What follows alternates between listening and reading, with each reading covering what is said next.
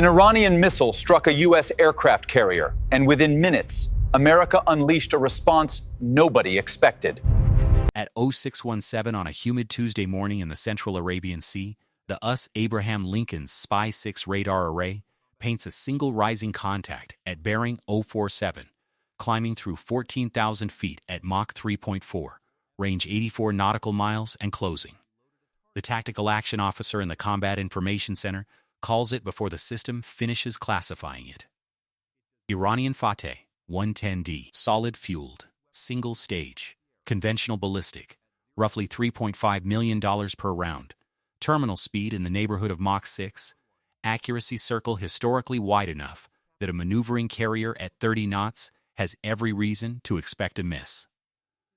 The Aegis Baseline 9 combat system has already nominated 2 SM-2 Block EIC interceptors and is requesting permission to engage. The crew has trained on this exact engagement profile 41 times in the last 18 months. They are right about what it is. They are completely wrong about what it means. The procedure is established. The engagement geometry is familiar. At 0617 and 22 seconds, the strike group commander authorizes the intercept, and the first SM-2 leaves cell 14 of the forward Mark 41 vertical launch system in a column of yellow flame and white smoke that the bridge watch barely registers anymore. 8 seconds later, the second SM-2 follows from cell 22. The expected probability of kill on the first salvo against a non-maneuvering ballistic target is calculated at 0.94. The crew on the bridge does not turn to watch. They have done this before.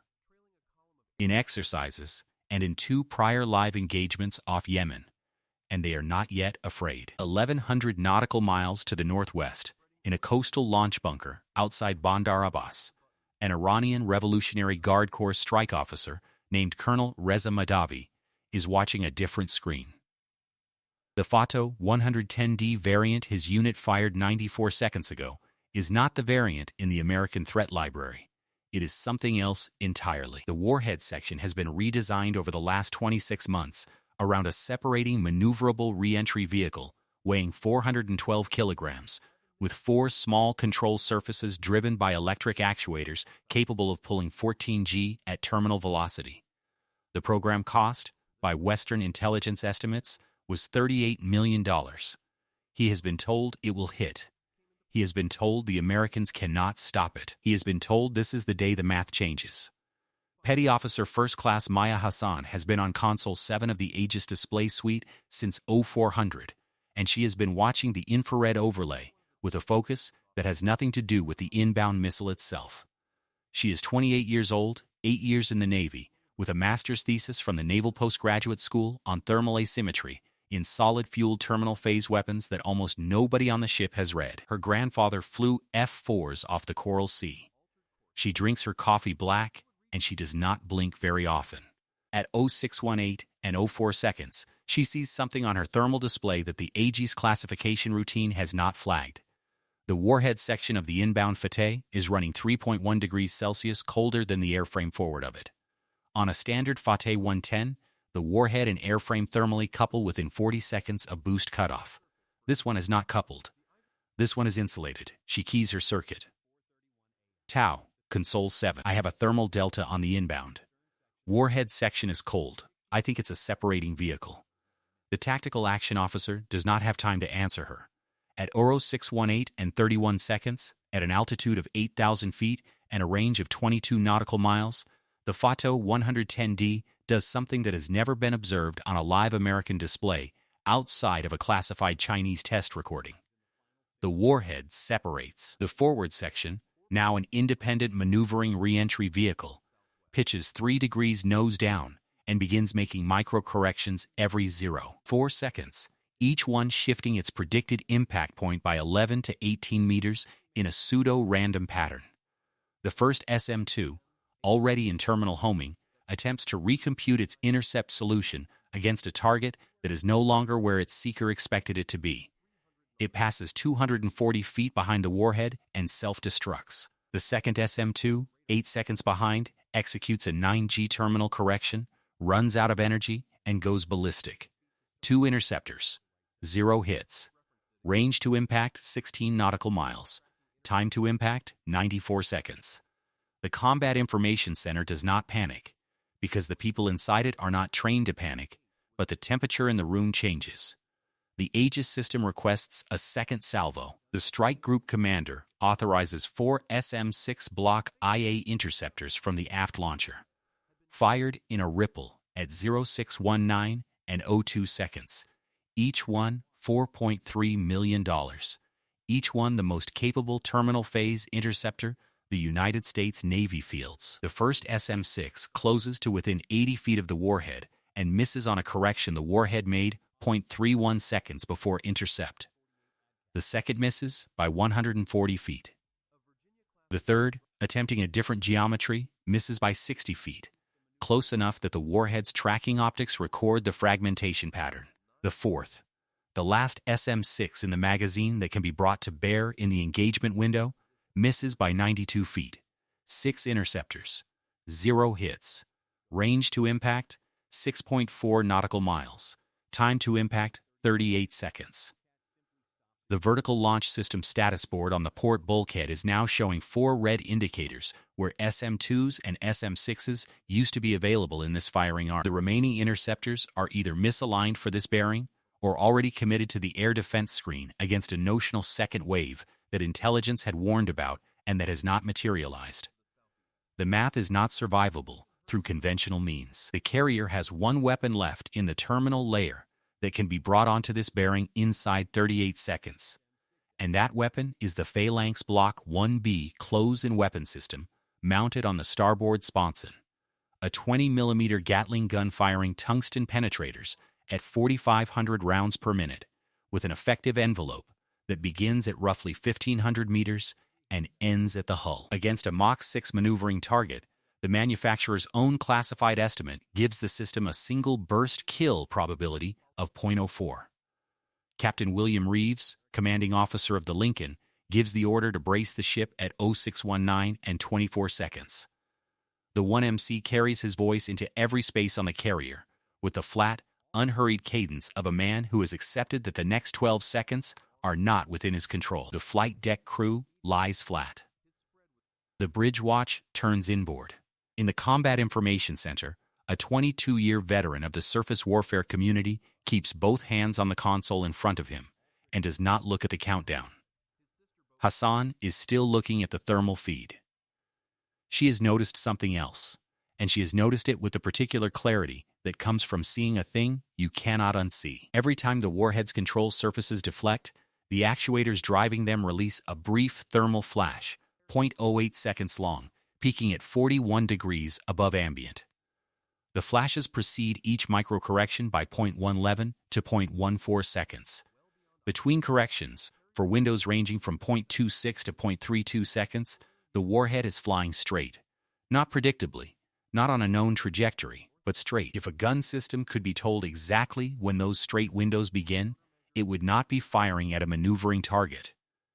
It would be firing at a stationary one, for a third of a second at a time. 31 nautical miles closer every second. This has never been attempted operationally in the history of naval surface warfare. She does not wait for orders. There is no time to wait for orders. At 0619 and 31 seconds, she patches her thermal flash detection feed directly into the Phalanx fire control processor through a diagnostic port she has used for sensor calibration drills 14 times in the last 6 months. She writes the timing offset by hand on a sticky note and reads it into her circuit at the same time. Predicted straight flight windows opening 0.112 seconds after each thermal spike, lasting an average of 0.29 seconds, fire authorization to the gun system gated on her feed. The Phalanx Weapons Control Officer, a chief petty officer named Daniel Ortiz, who has been operating SIBs for 9 years and who has never put rounds on a real inbound, says one word into the circuit: send it. The warhead is now at 4.1 nautical miles, descending through 14,000 feet at Mach 5.8, making corrections every 0.4 seconds with the patience of a thing that has already won. Inside Colonel Mahdavi's bunker, the telemetry feed from the warhead is showing nominal terminal phase behavior. He has 28 seconds left to be right. At 0619 and 47 seconds, the Falong slews onto bearing 047, elevation 71 degrees. At 0619 and 49 seconds, Hassan's feed registers the first thermal spike of the terminal phase. The fire control processor opens the gating window 0.12 seconds later. At 0619 and 49.4 seconds, the gun fires its first burst, 86 rounds in 1.14 seconds, into a 0.29-second window in which the warhead is flying perfectly straight. The burst misses, low and behind by 14 meters, because the timing offset Hassan calculated was averaged across the full descent profile, and is now 0.04 seconds behind the actual flight envelope at this altitude. She corrects the offset in her head and types the new value into the processor in 2.1 seconds. The warhead is now at 1.9 nautical miles, 3 seconds to impact. The next thermal spike registers at 0619 and 53.2 seconds. The gating window opens at 0619 and 53.32 seconds. The phalanx fires its second burst at 0619 and 53.33 seconds, 94 rounds in 1.25 seconds, and this time, the burst arrives inside the straight flight window with 0.19 seconds of overlap. At 340 feet above the flight deck of the USS Abraham Lincoln, at 0619 and 53.71 seconds, a tungsten penetrator traveling at 1100 meters per second strikes the forward control surface assembly of the Iranian maneuvering re-entry vehicle. The fragments enter the warhead casing at an angle of 14 degrees off the longitudinal axis. The high explosive fill detonates 0.045 seconds later in a sympathetic initiation, releasing approximately 380 kilograms of TNT, equivalent in a hemispherical fireball 220 feet above and 80 feet to starboard of the island superstructure. The shockwave shatters 11 windows on the 09 level. A piece of warhead casing the size of a paperback book embeds itself in the deck plating of the starboard catwalk. No personnel are killed. No personnel are seriously injured. The ship continues making 30 knots into the wind. In the bunker outside Bandar Abbas, Colonel Mahdavi watches his telemetry feed go to static at 0619 and 53.71 seconds. He understands what has happened before his staff does. The plan had been perfect. The warhead had been designed around the assumption that any gun system on Earth would be firing at the airframe's predicted future position, and the random micro-corrections had been calibrated against that assumption down to the millisecond. He had built a weapon that defeated kinematic prediction. He had not built a weapon that defeated thermal observation of his own actuators. He had spent 26 months and $38 million in front of him, and absolutely nothing he could do with either. He has 11 minutes to reach the deep shelter beneath the bunker. He needs 4. At 0631, 2 FA-18E Super Hornets from VFA-31, already airborne on a routine bar cap, and vectored east at 0620 and 14 seconds by the Lincoln's air defense commander, release 4 ANG-158 SEAL RASM missiles against the Bandar Abbas launch site from a standoff range of 280 nautical miles. At 0648, the missiles impact the launcher, the bunker entrance, the fuel staging area, and the command trailer in a sequence 2.3 seconds long. Colonel Mahdavi is not in the deep shelter. He had needed 4 minutes.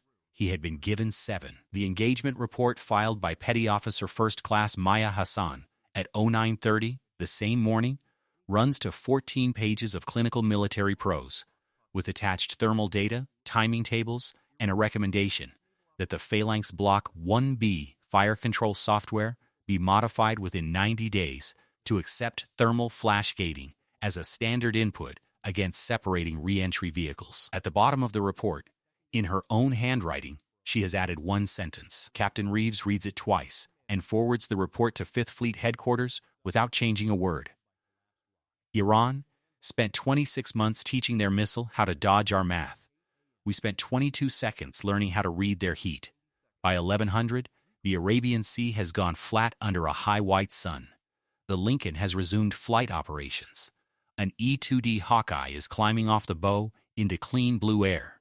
1,100 nautical miles to the northwest, a thin column of black smoke rises off the Iranian coast and bends east on the upper altitude winds, thinning as it goes. until from the bridge of the carrier it is no longer visible at all, as if the whole thing had never happened.